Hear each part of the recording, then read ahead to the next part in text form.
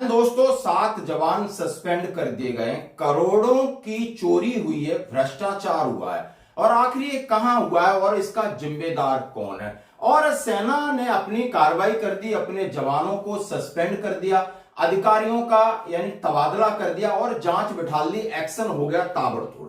मामला दोस्त है भिलाई का, और जहां पर भिलाई स्टील प्लांट में जो स्क्रैप है, लोहा है, करीब 250 टन यानी करोड़ों का स्क्रैप, 250 टन लोहे की चोरी होती है। और चोरी कराने वाले होते हैं अंदर के उनके अधिकारी जो मैनेजमेंट करते हैं, प्रशासन देखते हैं, जनरल मैनेजर देखते हैं। लेकिन सीआईएसएफ की जिम्मेदारी कहां थी? उनकी गेट पे थी, उनकी चेकिंग पे थी। तो लापरवाही के मामले में 7 जवानों को सस्पेंड कर दिया है। विभागीय कार्रवाई चल रही है, नेताओं का नाम है और अंदर जितने भी प्रशासनिक उनके जो एडमिनिस्ट्रेशन का अधिकारी उनका नाम है। जैसे कि हेडिंग है कि करोड़ों के लोहा चोरी केस में बड़ी कार्रवाई, सीआईएसएफ के 7 जवान सस्पेंड, अब तक 16 की गिरफ्तारी, कईयों को हुई है जेल। तो आखिर जवानों का कसूर कितना है? आप समझ सकते हो, वहां पर अरबों रुपए का प्लांट है, कई लोग काम करते हैं, सीआईएसएफ को कोई लेना देना नहीं, उनका है बाहर उनकी सिक्योरिटी। अब सिक्योरिटी से अंदर के लोग जा रहे हैं, आ रहे हैं, वहां पर जब इस तरीके की धोखाधड़ी होती, भ्रष्टाचार होता है, तो उनको नहीं पता कि आखिर कौन सी गाड़ी में क्या सामान हो। लेकिन फिर भी जैसे ही भ्रष्टाचार का मामला आया और सीआईएसएफ ने तुरंत कार्रवाई की थी, और जो ड्यूटी पर थे लापरवाही के हिसाब से उन्हें बर्खास्त कर दिया गया। अंदर की जांच है और वहां के जनरल मैनेजर हिमांशु हैं, इंजीनियर हैं, और इन सब लोगों को गिरफ्तार करके जेल भेज दिया गया। हाँ जी दोस्तों, यानी सेना के लिए बड़ी दिक्कत होती है, पैरामिलिट्री फोर्सेस के लिए बड़ी दिक्कत होती है कि भ्रष्टाचार हर जगह हर तरीके से। माननीय अटल बिहारी वाजपेयी ने कहा है कि यानी सरकारें बदलती रहती हैं लेकिन राजनीतिक चरित्र एक जैसा ही होता है, चाहे भारतीय जनता पार्टी आए, चाहे कांग्रेस आए, चाहे दूसरी पार्टी आए। भ्रष्टाचार पे लगाम इस देश में नहीं लग सकता। दोस्तों आज हमने कम से कम 50 साल पहले भी वीडियो देखे, माननीय इंदिरा गांधी जी के देखे। State of emergency which you declared in 1975 when you gave yourself very great powers, and which indicates that there is an imminent danger to the security of India. What conspiracy? Well, it's obvious, isn't it now? The whole subcontinent has been destabilized. But this was internal upheaval. It was both. No, it was both. It was supposed. सरकारें सब एक सी होती हैं, थोड़ा बहुत फर्क होता है।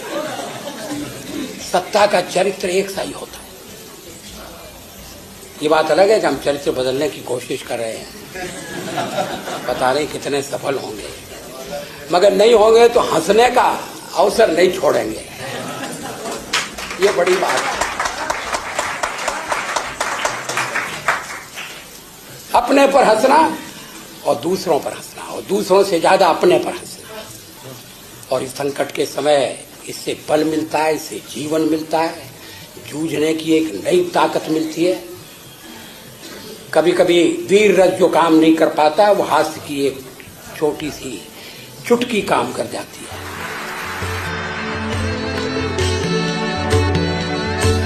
हर कोई भ्रष्टाचार की बात कर रहा है और भ्रष्टाचार लगातार बढ़ता जा रहा है। और अटल बिहारी वाजपेयी जी कहते हैं भ्रष्टाचार की असली जड़ नेता हैं, असली जड़ नेता हैं, क्योंकि नेताओं ने राजनीति को धंधा बना दिया है, बिजनेस बना दिया। जो राजनेता साइकिल पे, स्कूटर पे चलते थे, वो अब प्राइवेट जेटों पर चल रहा है। यानी बिल्कुल उन्होंने देश या विदेश तक अपनी पैसे से अपनी एक साम्राज्य खड़ी कर दी। ये बात अटल बिहारी वाजपेयी जी के उस आज से लगभग 30 साल पहले का मैं वीडियो सुन रहा था।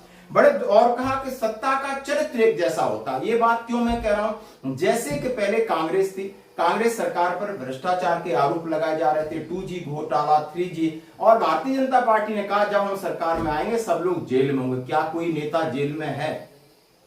एक भी कांग्रेसी नेता जेल में है या कोई भी नेता जेल में नहीं। यानी जिनके ऊपर भ्रष्टाचार लगाए गए होंगे शायद वो नेता कांग्रेस छोड़ करके भारतीय जनता पार्टी के साथ शासन कर रहे हैं। यानी नेताओं को ये बात सबको पता रहता है कि सब क्यों इस हमाम में सब नंगे, और सबने अपनी विरासत तो हैसियत खड़ी कर रखी है और इसके साथ ही होता क्या है, इनके ऊपर ईडी या सीबीआई का डर दिखा करके कहीं ना कहीं राजनीतिक समीकरण बिठाए रहते हैं, लेकिन दोस्तों भ्रष्टाचार बढ़ता जाता है। अब बात सेना की आए, अब सेना के अंदर आप देख सकते हो एमईएस का डिपार्टमेंट हो, सप्लाई का डिपार्टमेंट हो, वहां कहीं ना कहीं छोटी मोटी चीजें होती हैं, और सेना क्योंकि बिल्कुल भी जीरो टॉलरेंस है, तो अपना उनका मैकेनिज्म है, तुरंत किसी का कोर्ट मार्शल कर देंगे, किसी को सस्पेंड कर देंगे, अधिकारी कर्नल जनरल सब लपेड़े में आ जाते हैं और तुरंत कार्रवाई हो जाती है। लेकिन यहां कहीं कोई कार्रवाई नहीं होती, कोर्ट में केस चलते रहते हैं, और आदतन इस देश में भ्रष्टाचार हर एक के दिमाग में, और कोई बड़ा इशू समझते ही नहीं है। तो दोस्तों आपको क्या कहना है कि भ्रष्टाचार के लिए सबसे बड़ा जिम्मेदार कौन है? मेरा ये है आपका सवाल। Voted from outside. But you required the special powers on the basis of internal upheaval.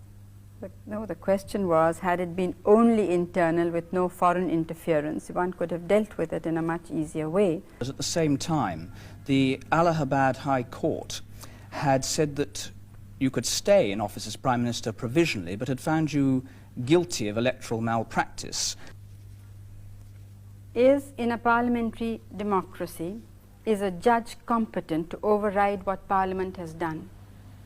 The decision I took was ratified by the Cabinet and by the Parliament. Why then was it necessary to imprison Mr. Morarji Desai, who then became Prime Minister of India? Was he an economic threat to the state? No, these were the people who were destroying democracy. How? Because, well, I'm sorry that you people have such short memories. Because they felt they could not win an election, they said we must take the battle to the streets.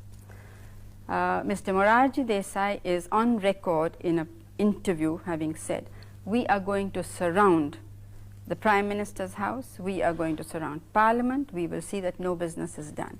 That the Prime Minister cannot come out, nobody can go in. Another member of the opposition, now a minister, said that if we cannot win by the ballot, we shall win by the bullet.